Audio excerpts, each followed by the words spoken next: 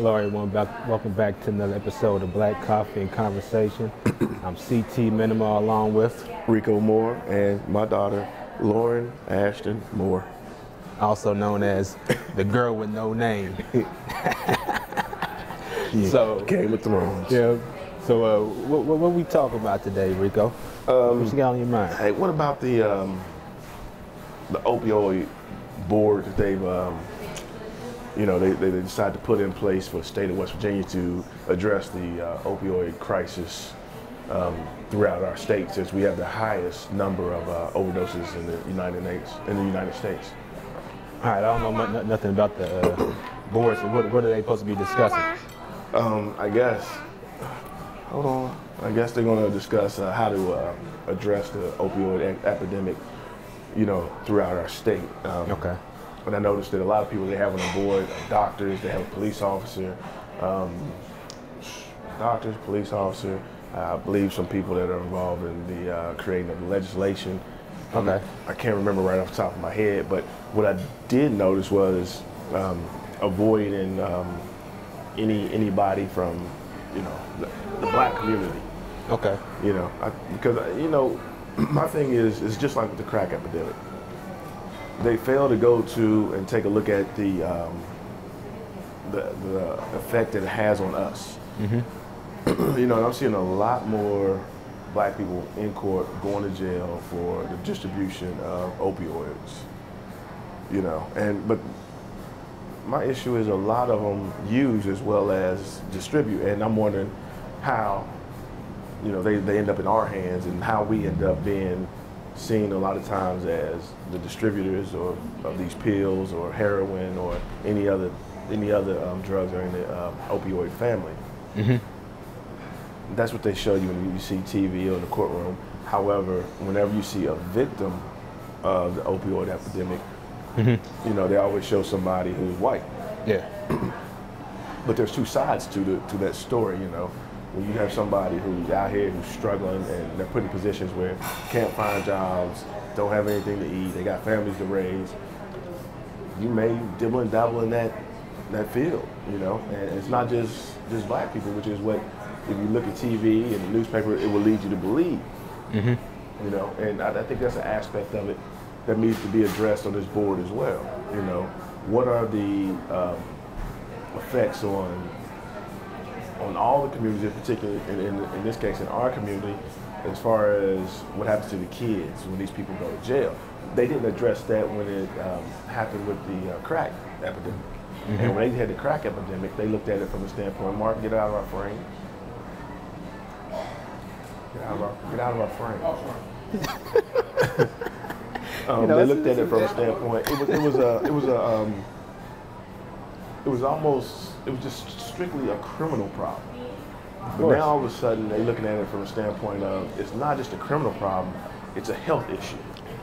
And when you speak of crack, most people think that it was more or less a black problem, an inner city problem. Mm-hmm. But the truth is it wasn't.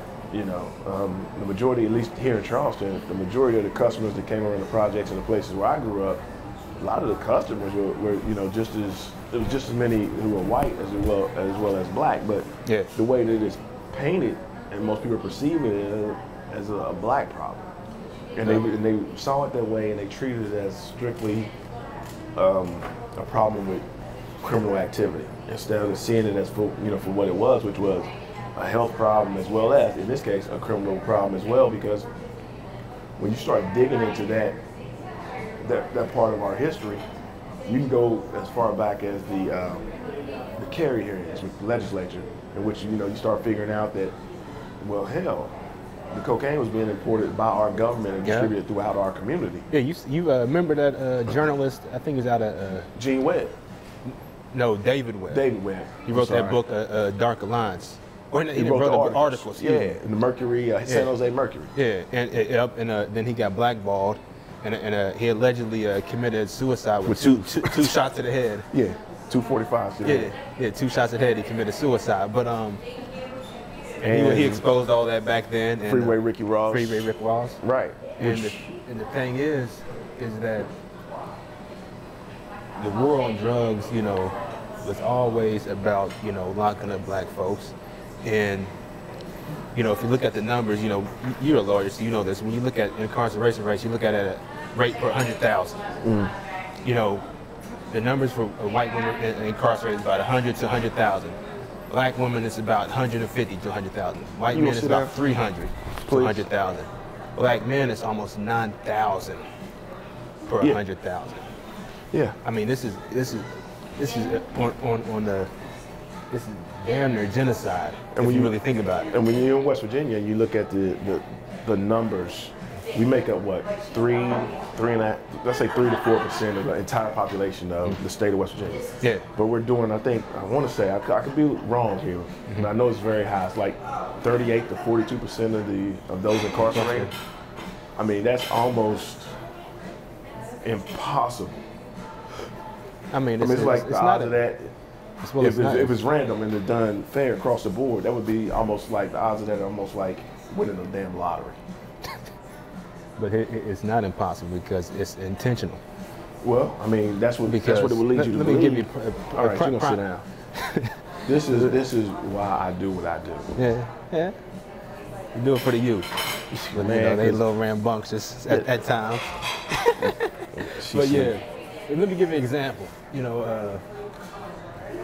Back last February, or this past February, almost a year now, we had some people break into our building in downtown Charleston, right? And caught them downstairs in the basement, literally sleeping on needles, literally. The one guy got put out on PR bond. Mind you, they've been in and out of the system. These are two white individuals, one male, one female. The girl had like a $5,000 bond. She couldn't even come up with the 10% to get out. So she was in there. They put the dude out on PR bond. He skipped the court date. They ended up finding her. Long story short, it's like, well, we're just going to call, my dad, but yeah, we're just going to send him to rehab. And we're like, well, okay, that's for the drug addiction, okay, but what about the crime that committed? I mean, they destroyed property. They didn't really have no answer. But black people, he damn near jaywalked. They ready to send you to jail for 30 days. Well, see, I don't have a problem with their answer to giving these people, put them in some type of rehab. For the drugs, for the addiction, not for the crime. Well, the addiction is what caused the crime, and yeah, they need to pay some type of restitution, in my opinion, some way, shape, or form.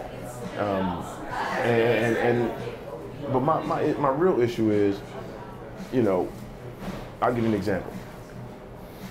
You got people get arrested here in West Virginia, and if they say that they're from Detroit, they want to give them a huge bond and say that the people from Detroit are coming here and they're selling all the drugs. But that's not so. If you take them away, the drugs still show up. I mean, how did before they got here? Because that's just a new phenomenon here within the last decade. Quote unquote, the Detroit influence, as they claim. Before that, where are they coming from? But the drugs, regardless. That's what I'm saying. The drugs, regardless, get here. Yeah, I understand that. Yeah. If you look, the small town in southern West Virginia, was Kermit, West Virginia. I mean, I think they have like 300-400 people. Yeah, I remember that. I think they feel almost a million, like a million prescriptions, or something astronomical. Yeah. And this was coming from a doctor of one pharmacy. Yeah. So, and then these pharmacists and so on and so forth, they get convicted, some of them, not a lot, some of them, but they get very small sentences, whereas these little street people, these little quote unquote, drug dealers or whatever you want to call them, I call them survivors, because that's what they are, urban survivors. They're trying to survive, a lot of them. They're demonized as the cause of our opioid problem, and they're not. Of course, they're like businessmen who, some of them come in and say, oh, it's an opportunity, and this, it happens. And I don't think that they should be treated any different than anybody else. Some of them come in, they do the drugs as well. Yeah. So, why is it all of a sudden, they try to make it seem like if they stop those people from coming, then the problem goes away? Hell no. What about the pharmaceutical companies?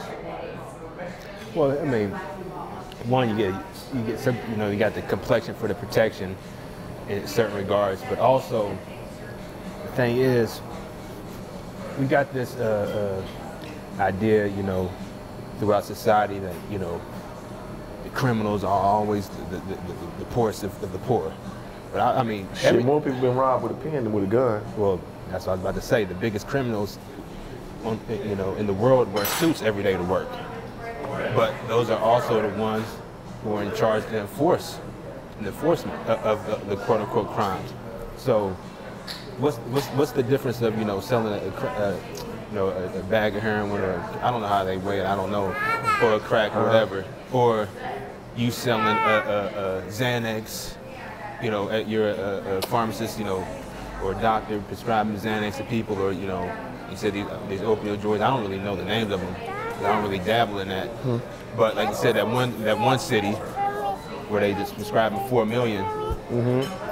But those guys get a slap on the wrist. I'm sorry, CT. This is part of, you know, being a daddy, but I'm listening.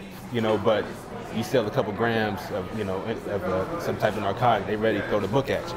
Right.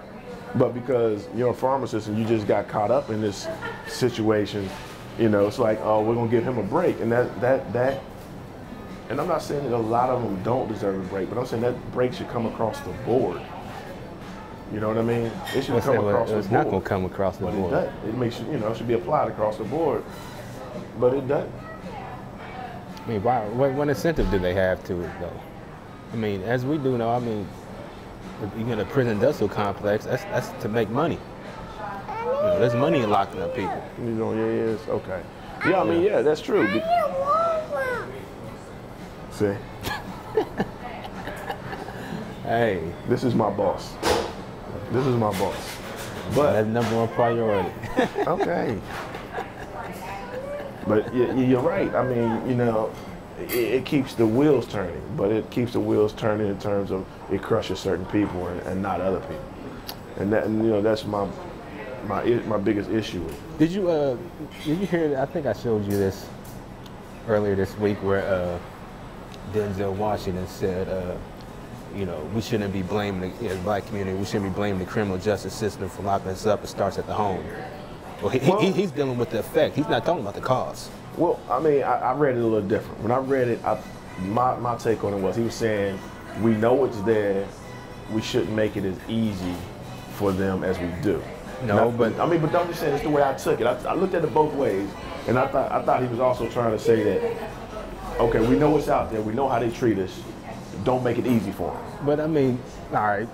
I mean, that's easier. Or you can say that, but look at you know, in the aftermath of the murder of Michael Brown, it was discovered that, you know, they was handing out, you know, down there in Missouri, they, you know, disproportionately, you know, giving black people all these tickets, you know, driving, you know, tickets. I'm not saying I agree with you at all. You know, it basically. All right. It was basically, you know. See what I mean? It starts at home. Yeah, shoot, man. Stop. So they was giving out the disproportionate amount of violations, you know, traffic violations, basically taxing them, and you know, put warrants out on these individuals, and they stand and be in court all day long. You know, and so. That makes sense if they weren't, you know, actively seeking you out to basically fund your own enslavement per se. Right, but I mean, so I don't agree with Denzel at all because I'm not saying I agree with him. I just said there was two ways of looking at it, and you're right. He's going after the symptom and not after the damn cause. And once again, you know what I'm saying. Did you read that new article, Jay-Z's article in the Times? No, I'm not a big fan of Jay-Z right now. Oh, I'm a huge fan. I like him, but after he said something at a concert, he said America is more sexist than racist. So I don't know what he's talking about, but I don't know. But I'm just telling you, read that new article that's in the Times, and what's he talking about? And he was talking about, you know, they just started talking about, you know, the story of OJ, his song, and he said, you know, basically, I'm paraphrasing here. He was saying that, okay, if you paid attention to that song, what I'm saying is, you know, even with the money and all that different stuff, not only are you still black, you have a duty to try to uplift your community, not just yourself. And you know, once you try to transcend that and say, okay, I got some money, so I've transcended all that, then you buy yourself. And when you buy yourself, you basically gonna get your ass kicked and abused. So as you go up, your goal, your duty is to try to bring not just you, but your community up. And the way you do that is not forgetting where you come from and sticking together. Yeah, but I mean, read that article, you'll like it. But I think oftentimes, you know, I think we said this before, you cannot rely on the same system for your daily bread that you claim to oppress you. And I think that's lies the problem with a lot of people, you know, who come up on some money. They might be, you know, willing to, or they would like to, you know, help out or do what they can. But prime example, Kaepernick, you know, basically standing up, you know, or kneeling per se. That's what I'm saying. He's saying, look, you got to stick together. Don't leave his brother out there by himself, who's saying, you know, what is right. Don't do it. But a lot of them did, though. A lot of them did. He's not saying they didn't, but he's saying, look, if you show up with 40 million of us, we changed the whole system. But the thing is, though, how you going to do that? You know, I think it's 40. If we got 40 million, and you got about, I say, at least 30 million different viewpoints.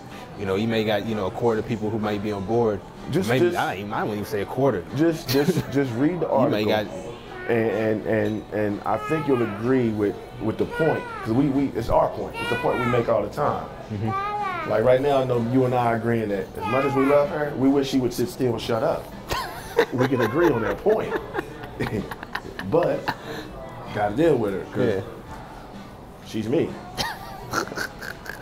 Thank you. But I would say, did you see the, you know, there's a lot of controversy here about, you know, the NFL is saying they're going to, you know, contribute $100 million over 7 years, you know, to, you know, for the causes for the quote-unquote Players Coalition. Have you heard of that? No. And then the Malcolm Jenkins, you know, said he's not going to protest no more, you know, because, you know, NFL is going to step up. But the thing is, the whole initial point of the protest was not about, you know, giving money. Actually, it's not even the NFL's. Listen, crumbs don't change anything. The thing is, though, they talking about, you know, the thing was, how do we stop black people from getting smoked in the street by Barney Fife? Here's how you stop it. Money ain't gonna stop it. None of this sensitivity training is gonna stop it. You know how you stop it? Lock some of these quote-unquote police officers up. It'll end overnight. You start throwing a book at, you know, an officer who killed somebody unjustly. Yeah, did you see that shit? The girl watched Philando Castro? Philando Castile out of Minnesota. Yeah. She got a $100,000 settlement. Some officials said, like, yeah, she gonna spend that money on crack. You know, Erin Andrews, who was the ESPN announcer, she got like 55 million because they saw her. Yeah, because they saw her naked. Who'd she get that money from? The hotel? Man, I don't care who she got it from. That just sends a message of killing this black person is not worth as much as seeing a white lady naked. That's the message that it says. Whether they mean to send it or not, it's just the fact that that's what it tells you. First of all, a live naked white lady is worth more than a dead black dude getting killed in front of his girlfriend and her child. Here's the question. That's the message that it says. Here's the question. Should we even accept? And the officer was found not guilty. I understand. Well, should they even? Oh yeah, that's right. They did go to court. Go sit with Uncle Martin.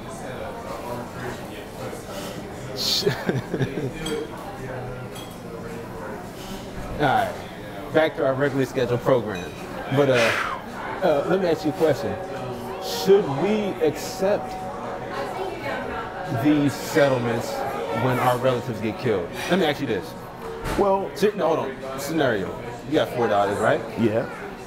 Let's say Barney Fife rolls up on the one. How many of them drive right now? One drive. So she's out somewhere. She's driving. Barney Fife pulls her over, shoots her dead in the head, kills her. How much money is that worth to you? No money. So should we accept settlements?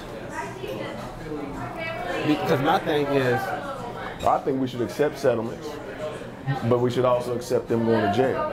There's two aspects of it. There's the civil and the criminal part of it. Yeah. Yeah. Yeah. Yeah, she trying to eat that crime. There's a whole other. She just, man, she just wants something to do. But Go the ahead. thing is, Get you one. Get a piece. But let's say, you know, they're not convicted, so they just give you the $6 million or $3 million or something like that, $900,000, and all right, go home and sit down and shut up. It's not gonna happen for me. And here's the thing, though. In the system of white supremacy, they only respect two things: loss of life and loss of finance. But here's the issue: when it comes to killing black folk, that $1 million, nah, that's just a drop in the bucket to them. Cost of doing business. Cost of doing business. But here's you know what the funny thing part about that is? They're not taking that $1 million from that officer that killed you. They're taking it from the population. That's taxpayer money. Well, it comes from the insurance company. Insurance company. Insurance company. Right. Oh, is that where it's coming from? Yeah. Think about that. And the, you know, quote unquote, all these good people out here, you know, they're never the ones on the jury. You know? How is it? Think about it, you know? Think about it. I deal with it. I know you do, but I deal with it all the time. And I'm in another part of the state right now in which they refuse to give me discovery that's due. yeah. So I'm in court on Tuesday to ask the judge to make them give me what they're supposed to give me. They give me videos where they say they got my guy selling drugs, but he's not even on the video. So now we're going to show up. We'll probably end up having a trial. They're going to put somebody on the stand who said that they bought drugs from this guy. They have no video, no audio, no marked money. It happened in October. They don't arrest this guy until May. Now I've got to worry about what type of jury I get, whether or not they believe this woman or this guy who says X, Y, and Z happened. And I'm in the southern part of the state with a black kid. She's a drug addict, but what she says is right, whether or not they had no audio, video, or not. So you gotta contend with hold on. I'm ignorant, you know. And here's the problem, you know, a lot of us need to be more well versed in the law. So you mean to tell me somebody can say they bought drugs from you and that they could, you know, indict you on that just because somebody said they, you know, bought drugs from you? There's a saying about grand jury. It says basically you can indict a ham sandwich. When somebody goes to the grand jury, right? It's the prosecutor, the grand jury, and you know whatever witness they call. I'm glad. Nobody else gets to ask. You know, the defense does not get to show up. The accused doesn't show up. You don't get to ask any questions. And I'm glad you brought that up because it goes back to what we said earlier with Eric Garner. That's the statement they was making. You know, if that prosecutor down there in Missouri, I think his name was Robert McCullough, if I'm not mistaken, wanted to indict Garner was in New York. No, Mike Brown. Excuse me, Mike Brown. Yeah, Ferguson. But the prosecutor's name was Robert McCullough. I think that was his name. If he wanted to indict that officer, Darren Wilson, he could have indicted him. Yeah. But he didn't. Actually, he was in there as the defense attorney for the officer. So, so I know it's nothing new. So, oftentimes, you know, your main, I guess, you know, point of view on a lot of things is we need to get into these institutions, you know, to be represented, to have some type of influence. Well, but when you're dealing with individuals like that, you know. Right. Like here locally, our prosecutor is elected. It's not appointed. Some places I believe are even appointed, but here he's elected. So we need to make sure that, you know, our votes are out there, that, you know, our voice is heard through our votes. But have you ever noticed the majority, 95% of the judges are former prosecutors? Think about it. They're former prosecutors. So what attitude are they going to have?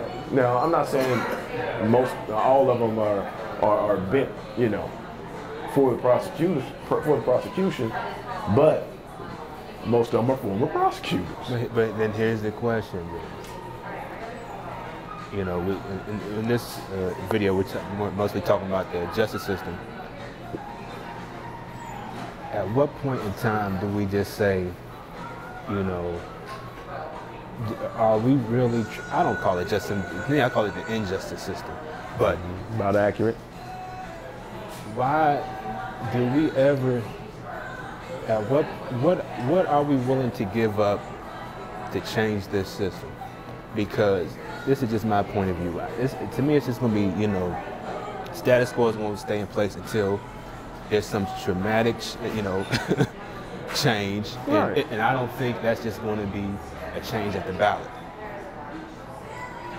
There's going to be many facets that have to work together. So what you're saying is you go into Malcolm's theory of the ballot or the bullet? What I'm saying is, I'm just asking. in order to get things changed, there's going to have to be a segment of the population going to have to be willing to put themselves in harm's way. And that is not necessarily physical harm. Right.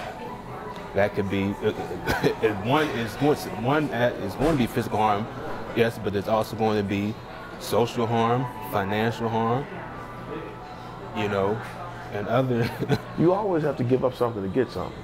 But you know what? One of the problems with it, and I think is one of the reasons we don't see as many younger people stepping forward in that way is a lot of them do not know their history in terms of how they just think they were born with the right to vote, which they were born with the right to vote, but they think that it was always there. It was not always there.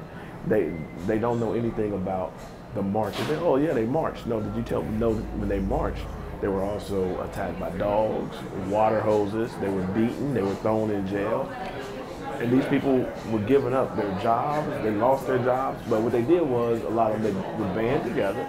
If I got you know three strips of bacon, I made sure I may have eaten one. You got one, and he got one. You know. But I think they lost that sense of community. Well, one, we don't have a community.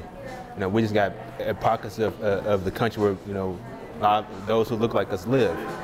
Because you can't have a community if just allow you to live there. You don't police your own community, you don't provide the jobs, and you're just kind of there. Right. So it's okay. Have a seat. Have a no seat. problem. But I would say, you know, and you make a good point. A lot, you know, and I think it's up to us, and we said in previous episodes, for us to, you know, teach the youth in the history of the past. Because I'm not going to rely on, you know, public school systems to do that. Because they're just going to tell you what they need to know. And even now, no, they don't tell them what they need to know. They tell them what they want them to know. That's what I meant to say. Yeah. They're going to tell you what they think, you know, is going to benefit the system as is. And so, if we, you know, again, I don't think, you know, a majority of us are going to get on board. But also, you said, you know, like we said, what are you willing to sacrifice? Here's the problem. You know, in a capitalist society, you know,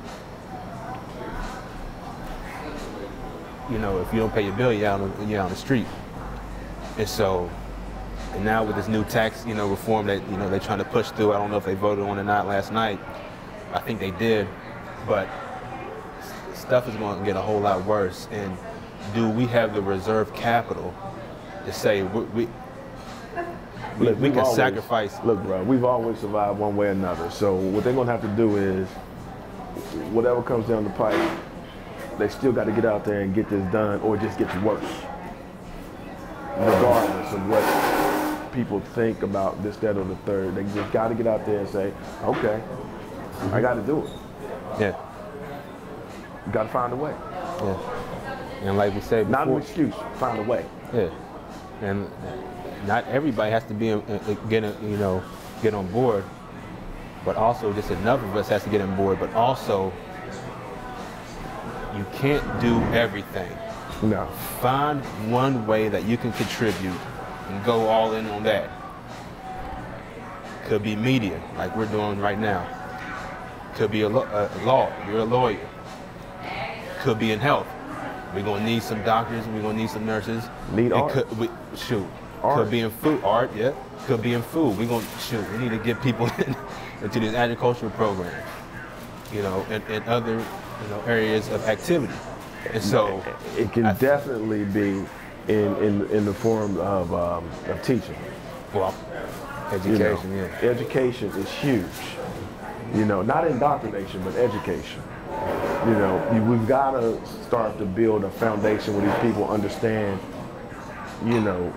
where they come from, what it took for you to get to where you are, to really appreciate the things that you have, so that you don't just blindly say, okay, walk through life and let them take it like they're doing now. They're taking everything backwards.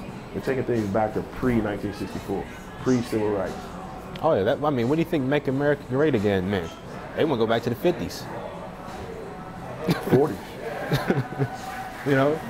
Right when, a lot after, like you said, the 40s, right back after the World War II, they want to go back to those days. Tell you what, anybody that watches this, do yourself a favor and Google the Devil's Punch Bowl, Mississippi. I think it's Natchez, Mississippi, but the Devil's Punch Bowl in Mississippi. I'm not gonna tell them what it's about. Google it and find out. All right. Well, shoot, man, I guess we can wrap up this conversation for today. What's your final thought? Final thought is, back to the opioid epidemic. The opioid epidemic, take a look at the difference between that and the crack epidemic. And then you tell me, anybody that wants to send us any emails or any comments on Facebook, you tell me what you see as the major difference in the way that they're treating it. Mm-hmm. Yeah, I guess my final thought would be, find an area of people activity that you can contribute and go all in if you want to. If you don't, if you're just gonna half-step it, don't waste your time. Because right now, we're living probably one of the most dangerous times in recent history. We don't got time to be bullcrapping around. If you want to contribute, contribute. If not, get out the way.